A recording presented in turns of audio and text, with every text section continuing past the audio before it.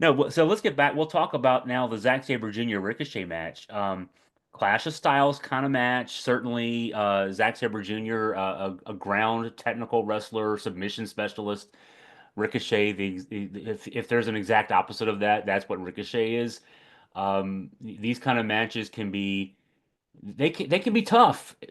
I think these guys brought this one off really well, though. Tell us, give us your impressions.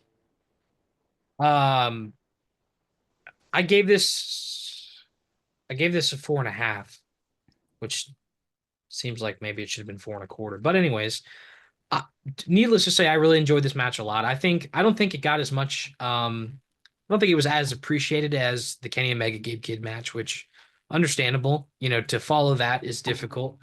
But Zack Sabre Jr. easily one of my five favorite wrestlers, active working today.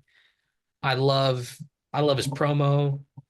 I love his demeanor, and I love how he wrestles. And like you said, this was a clash of styles, but these guys pulled it off. Ricochet brought the fight to him, tried to keep things loose and frenetic, and slowly Zack Sabre Jr.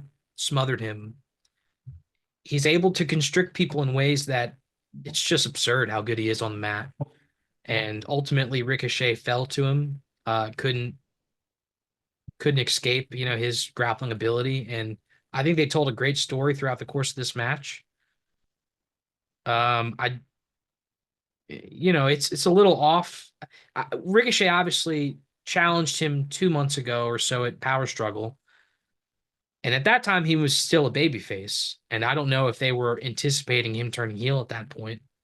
Maybe they were. I don't know, but um, in that respect, if you're watching AW and you're just going to see this match, it was a little odd, a little jarring, considering what he just did to Swerve Strickland. But it was great nonetheless, and it was nice to see Ricochet back in the Tokyo Dome wrestling with New Japan. Zack Sabre Jr. is maybe my am I thinking this through? Maybe my favorite wrestler right now. I wouldn't want every wrestler to wrestle his style. Yeah, He's the kind of guy that, but I think he's the kind of guy that the kind of guy, the exact guy or the kind of guy that every company needs.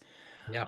A legit, he comes across as a legit shooter. I don't know if he is in real life, but he feels like a shooter. He's a guy that, boy, of course, he doesn't look the part because he's tall and skinny, but man, he knows. It seems like he knows so many submission moves. He's got moves off of moves.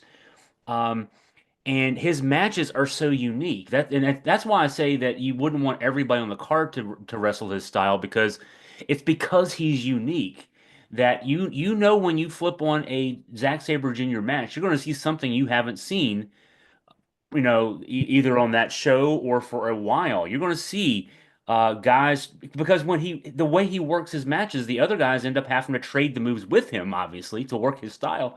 And so you see submissions, you see counters, you see a lot of that stuff. And right now, too much of American wrestling just feels like in both companies, but certainly the AEW that we keep up with more regularly, it's high paced. It's let's get as much in 5 or 10 minutes as we can.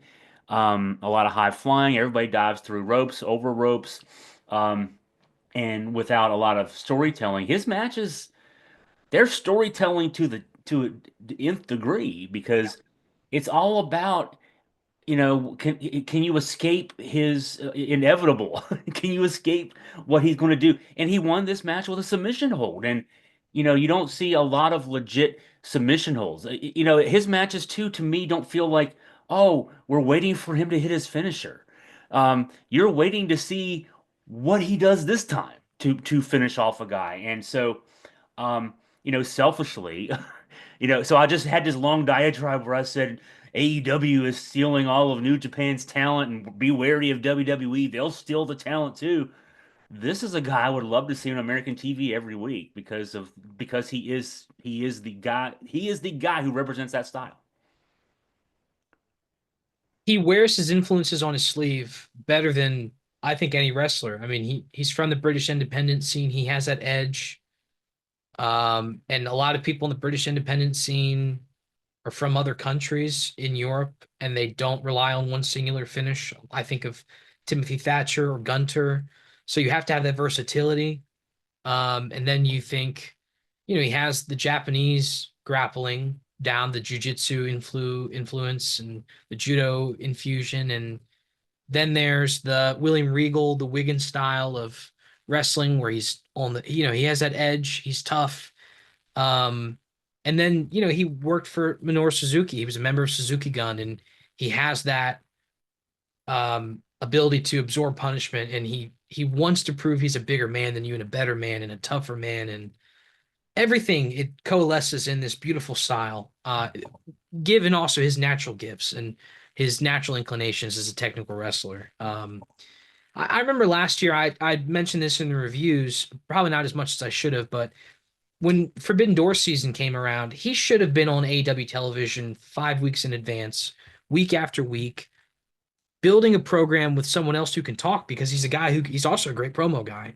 You know, underrated because he's in Japan and he does speak a little Japanese because he's a citizen and he does speak English. But, you know, when he was on Ring of Honor and AEW, like the promos were fantastic. And you could have had him do a program with MJF and it would have been beautiful. Would have been fantastic. He could have a feud with Will Ospreay or Jay White. He could come over here and just the promos leading up to the match would be great. But you know, like you said, selfishly I'd like him to be in America, but I'm glad he's stayed in Japan and willing to put in the work and carry the company on his back right now. Um, because he's a great world champion.